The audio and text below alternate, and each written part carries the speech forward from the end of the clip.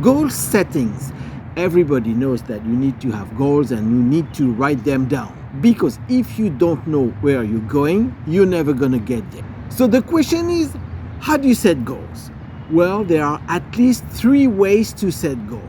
The first one is a method created by Grant Cardone. He says, for example, you want to make $10,000. So you need to 10x your goals. If you want to make $10,000, your goals should be $100,000. But the idea behind the 10x is that even if you don't reach $100,000, your goal is going to be so high that you're going to make much more than 10,000, maybe 15,000, maybe 20,000, maybe 25,000. So even if the 100,000 goal is not attainable, you're going to get something out of it.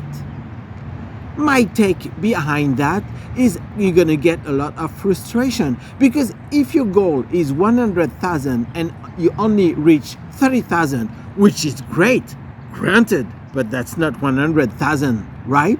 So you're going to get a lot of frustration because you're going to say, I missed my goal by 70%. So there's another way to set goals. And the second way is the SMART technique.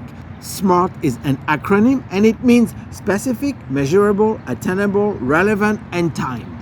One of the ideas that struck my attention is attainable. Contrary to what Grant Cardone says, you cannot set a goal of $100,000 if you regularly make $10,000. That's not attainable. So the idea behind the SMART goals, it's whatever your goal is, you need to make it. If you say, I want to do $100,000 and you make only $10,000, that's a problem. If you regularly make $10,000 and you want to reach a better goal, maybe you can say my next goal or my goal for next month should be maybe $12,000 or $15,000. It's attainable, it's doable. Maybe it's going to be difficult for you, but it's going to be something that at the end you can say, well, last month I made $10,000. This month my goal is to reach $12,000 and I made it. And then you're happy with the result. But then there's a third way, and that third way is from the neuroscientists. It says if you want to reach a goal of $10,000, you need to aim lower. You need to aim at $9,000, for example. What? What do you mean? If I want to reach $10,000, if I usually make $10,000, why should I go for $9,000? Well, the idea behind that is that every time you make a success, there's a reward. There's an hormone that comes into play, and that it has a lot to do with the brain chemistry.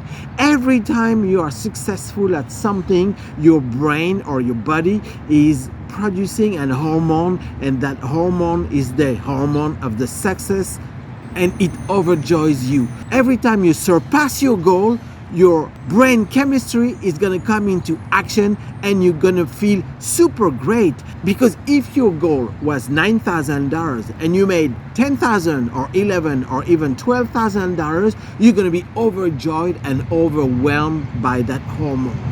So you do what you want. I'm not saying there's one method that's better than the other one.